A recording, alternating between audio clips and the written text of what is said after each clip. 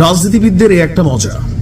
তবে এই সিস্টেমটা শুধু যে বাংলাদেশে আছে তা না, সারা পৃথিবীতে আছে। তবে অন্যান্য দেশের রাজনীতিবিদ আর আমাদের দেশের রাজনীতিবিদদের মধ্যে একটা পার্থক্য হচ্ছে যে ধরেন কি বলা হয় যে রাষ্ট্রের অবস্থান, চিন্তা ভাবনা, ম্যাচুরিটি, নীতি নৈতিকতা বা জনগণের জন্য ভাবনা আর নিজের জন্য ভাবনা, এগুলোর মধ্যে আকাশ পাতাল পার্থক্য আছে। বাংলাদেশের গতানুগতিক যে কয়েকটা রাজনৈতিক দল আছে, নিজস্ব ফান্ডিং এ সম্ভবত এমন কোন দল নাই যায় নিজে নিজে চলে। একটা অংশে হয়তোবা জামাত তাদের যে সিস্টেম ক্রিয়েট করছে, বিভিন্ন সিস্টেমে যে নিজেদের কর্মীদের মাধ্যমে বা নিজেদের সমর্থকদের মাধ্যমে একটা অবস্থান তৈরি করা, বাট বেশিরভাগই নিজেদের নিবন্ধিত সদস্যরা ফান্ডিং করে থাকে। বাট বাকি দলগুলো কিভাবে চলে?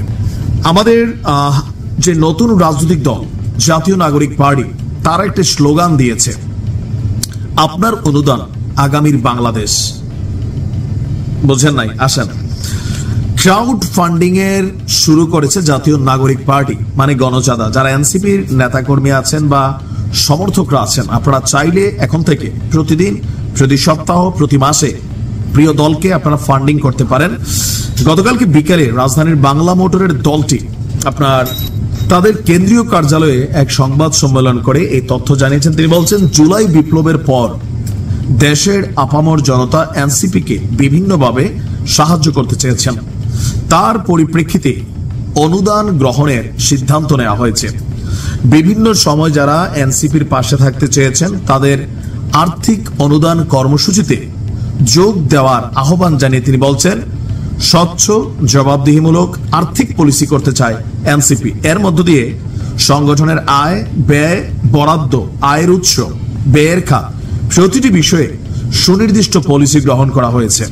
তার মানে এখন চাইলে যে কোনো ব্যক্তি, ব্যবসায়ী, ধনী, রাজনীতিবিদ, যে সেন্স থেকে, সাধারণ মানুষ, রিক্সাওয়ালা, গরিব, যে যেভাবে, আপনি বিদেশ আছেন তাও সমস্যা না, আপনার জন্য সিস্টেম আছে।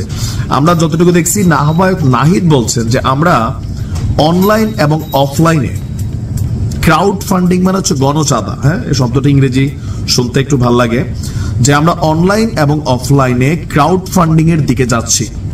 যে ক্রাউড ফান্ডিং এর মাধ্যমে আমরা দলের কার্যালয় স্থাপন সহ নির্বাচনী তহবিলটা সংগ্রহ করব। তো যেহেতু সামনে নির্বাচন এবং নির্বাচনকে কেন্দ্র করে তাদের যে নিবন্ধন দলের, আমরা আজকে শুনেছি যে আগামী মাসেই এনসিপি তাদের নিবন্ধনের জন্য আবেদন করবে। আর নিবন্ধন আবেদন করার পর 100% তাদের নিবন্ধন কনফার্ম হবে। তো দরকার হচ্ছে নির্বাচন। নির্বাচনের জন্য টাকা লাগে। বাঙালি মানে মুখের কথায় চিরা ভিজায় না, এই জাতি হিসেবে আমরা বড় কি বলা হয় যে খাদক বা খাওয়া আছি। তার উপর অন্যান্য দলগুলা খাওয়ায়। ইলেকশন আসলেই ভোটের দাম 500, 1000, 2000 আমরা ভোট বিক্রি করি। এটা আমাদের পলিটিশিয়ানরা জানে যে সারা বছর ভোটারের খবর না রাখা নির্বাচনের ঠিক আগ মুহূর্তে 1000, 2000 টাকার একটা বান্ডিল দিলে আমরা ভোট বেচে দিব। আমরা এতটুকু চেতনাবাজ জাতি আছি, তো সেই জন্য টাকা দরকার। এখন এনসিপির তো আর প্রতিষ্ঠিত এস্টাবলিশড কোনো ক্যারেক্টার নাই, বা তারা ক্ষমতায় ছিল না যে অতীতে সুযোগ সুবিধা নিয়ে টাকা পয়সা কামাইছে বা ওরকম ফান্ডিং ইস্যু আছে। তো সেই জন্য তারা আপনার এই ক্রাউড ফান্ডিং বা গণচাঁদা সংগ্রহ করবে। এটা বৈধ।